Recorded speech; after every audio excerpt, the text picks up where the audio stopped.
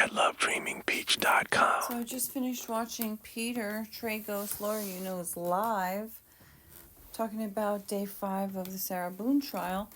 And, I always talk about Peter's my favorite. I love him so much. There might be typos in the auto-generated captions that I did not feel like fixing.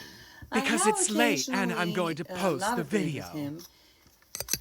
Sometimes he is, he's a defense attorney. And I feel like, I guess where we sometimes, I disagree with him. He doesn't even know me, so we don't do nothing. I'm just agreeing with his opinions that he's saying because I feel like he is reaching so desperately to try to find a defense for someone who does not deserve it.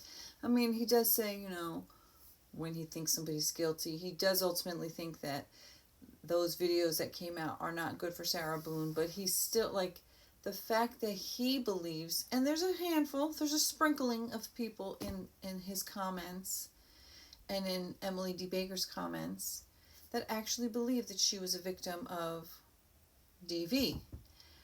I just do not. I feel that even any marks, any cuts, any bruises, anything, I felt this way before we saw those videos today. And those videos today prove she was a manipulative abuser. And any physical marks that she had on her, I have absolutely no doubt, came from him either trying to get away from her or literally trying to, she had done that to him, on the stairs or something, and he was trying to get her off. And I don't know if he did it in, get off. But then she turned around and said that, he was doing that to her. She tried to say that he was the aggressor. So she got a no contact order on him. Then she would call him and ask him to come over. Then when he would come over, she would call the cops on him. One of the videos they showed, now my battery's low and I'm also about to have to get up to make dinner. Okay, so there was one video where she was outside, the cops came, and she was sitting outside on the curb. And she was being really vague about what happened. All right, I got a couple minutes. Maybe I can stretch for a minute while I chat. So she's being real vague. Oh, he beat me. He beat my ass. He beat me. Oh, how? What happened? What happened? She didn't know. She didn't really have any actual description, And then she's getting mad at the cop, and he's like, "You're getting mad at me, and I'm just trying to get information to help you." So then they go inside. He goes inside, and he cuffs George. It's it was such a unbelievable skew of unfairness that they just automatically cuff him, bring him to the cop car, and he complied immediately.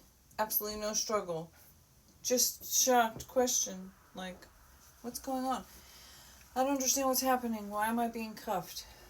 But he's completely docile, compliant. Then the cop says, when he's sitting in the cop car, when George is sitting in the cop car, the cop says to him, "She said that you hit her." And he was like, "What?" Total, genuine shock. There were clips of him saying, "Well, you hit me. He said to the cop, "She hits me all the time. She hits me first all the time." The videos were horrendous, sad.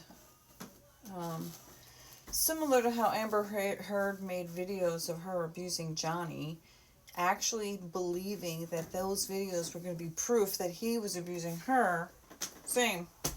Sarah obviously thought she was documenting George abusing her, but in her drunken, narcissistic personality disorder stupor, she obviously has no fucking idea how disgusting and horrific she is, how abusive she is. And while there are a few effing weirdos in the comments, the majority, like 92% of the people in the poll were like, this is bad. This is bad, real bad. And maybe because of my own personal bias and my own experiences, I just do not see a single speck of Sarah being a victim too. She was absolutely... So, in one of those cop videos, he said, I came here because I needed my license, my social security card, my birth certificate. She has my stuff. She won't give it to me. I can't cash my check because of that. She took me off the lease. That's what she said. She took him off the lease. So she's fucking with his place to live. She took his ID and stuff. Oh my God. Then the cop is like, where is it? And she's like, I don't have it. He said, is it in the house? And she's like, it's in the bushes. It's in the bushes. She threw his fucking personal, private, important paperwork documents in the bushes and then couldn't even find it. Like, oh my God, that's a crime in itself. So she would call him over, then call the cops, knowing that because she had done a no contact against him, that the cops would arrest him. She would call him over, abuse him, and then call 911 to have him arrested. At this point, I actually really do believe what I had theorized before, that George went and said, I'm getting my suitcase and I'm moving out. I'm getting my shit and I'm going to go back to my parents once and for all. I'm going to take my important papers and I'm going to take my shit and I'm going to take my busted ass suitcase with a fucking paperclip and I am going back to my mom's house and fuck you, goodbye, Sarah. And she beat him with a bat. She stuffed him in the suitcase. She zipped him in. She threw him down the fucking stairs, which the neighbors testified to, hearing a loud arguing, and then bang, bang, bang, bang, bang, shaking the walls. And then she beat him with a bat some more to force him to stop trying to get out of the suitcase. And he suffocated to death. And she went to bed. Now hopefully this bitch will get life in prison without the possibility of parole. And maybe even tomorrow they'll do closing arguments. But, seeing how Owens went about this day, I can see he's going to try to stretch it out as much as he possibly can. And maybe he'll succeed in getting, arguing about the jury instructions, make that go all day, and then Monday closing arguments, and then the jurors will get the case and have it for deliberation. But we'll see. Maybe he have no way of stretching it out all day, and Sarah will go to prison tomorrow for the rest of her life. We'll find out. Follow me if you want to follow the case and the rest that I talk about. Thought I was done. Oh, I thought I was literally on my last minute there. So yeah, I'm going to get back into Wendy Adelson, Arrest Watch.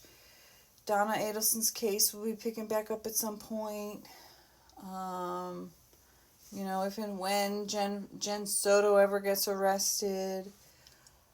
Probably not going to watch too closely for the Stefan Stearns, but I'll definitely check in to get updates about it.